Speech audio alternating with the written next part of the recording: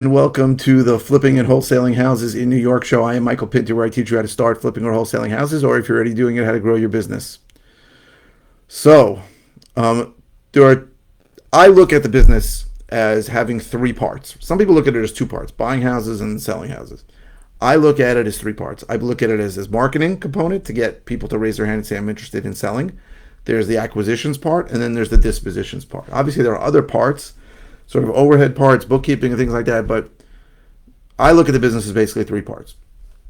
And two of the terms you're going to hear thrown around a lot are acquisitions managers or acquisitionists or things like that, and disposition managers, right? And I want to talk about what they do and what are their responsibilities. Now, understand, those are very general terms, right? An acquisitions manager can do a million different things in a million different kinds of real estate companies, right? If I'm buying parking lots, an acquisitions manager, it could be somebody who's on the phone calling empty lots and seeing if they can be used for parking. But we're going to stick to a residential real estate investing business, right?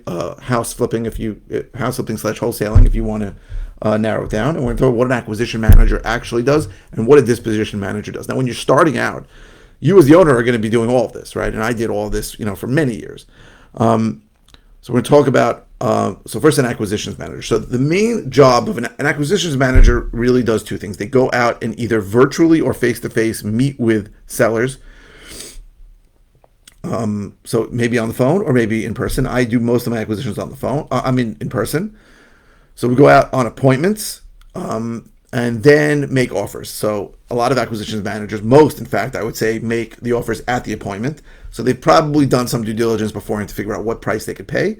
And then they go and see it and get an idea of what's going on. So I look at an acquisitions appointment and an acquisitions manager duty as going on the live appointments really to accomplish two things. The first is to assess what the repair estimates are. How much is this going to cost us to get this house to ARV value, after repaired value? And is the property a potential wholesale deal where we can buy it and do nothing to it? Is it in decent enough shape that we don't have to do anything to it or do very minimal work to it? That's the first job on an appointment. The second job is really, and more important, is to talk to the seller and figure out if the seller has a problem that we can solve, right? What's going through the seller's mind? What's the seller need? Now, understand, if the seller doesn't really have a deep enough problem, they're probably not going to sell a property at a discount. At that point, maybe we want to transition over to listing the property. And that's happened a bunch of times to me. So an acquisitions manager really should be licensed and should understand the scenarios where someone who maybe wanted us to buy the house shouldn't buy the house, and where we can sort of transition that guy and say, hey, listen, and I've said this 1,000 times, here's the truth. The house is in pretty good shape. Why don't you just list it? Right? I've said that to people now.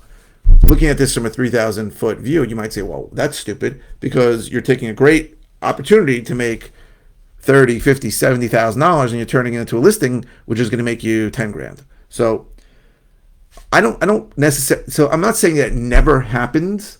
I'm just saying it's very unlikely. So let's explain why.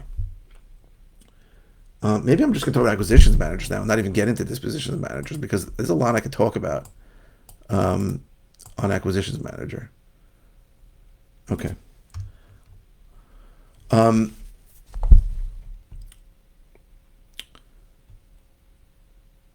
Is it possible? Possible. Unlikely. Here's the way I look at it. 90% of in any area, on average, the properties are going to get sold by listing with an agent and sold on the multiple listing service, the MLS.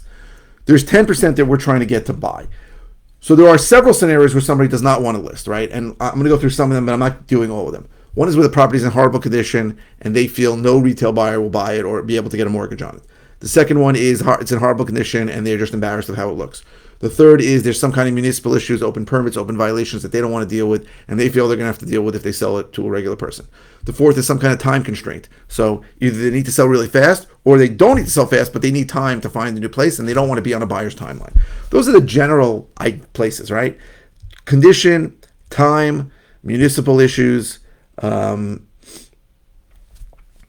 If someone doesn't meet any of those, right? Someone's like, I can sell whenever. I'm not in a rush. I have a place to go, so I don't care.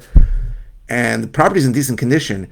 The idea that we're going to probably come in and buy it cheap is unlikely. right? And if you tell so I'm always asking people, why wouldn't you just list it, right? I'm always asking them that. I want to know the answer to that.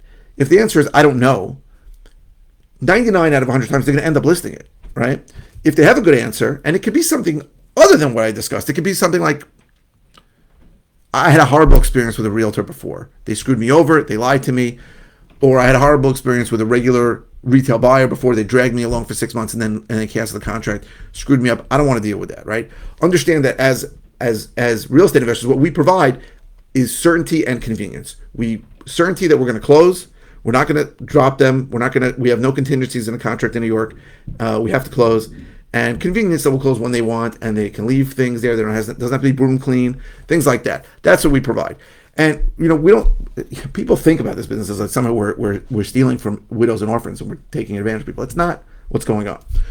So an acquisitions manager on an appointment is trying to get an idea of what the repair estimates will be. Is this a possible wholesale candidate? And what's really going on in the seller's mind? Do they have a problem that we can solve? And is it better for them if they list it, and then maybe transition this to a listing? And I can tell you, I've gone on many appointments where I was sure I'd buy the property and I ended up listing it, and I've gone on many appointments where I was sure I was going to list the property and then ended up buying it. It's just what happens when you get into it with the nitty gritty. So I'll give you an example of both sides. I had a property person told me I need to close right away. House in terrible condition. I get there, it is not in terrible condition. It's old, but it's not bad.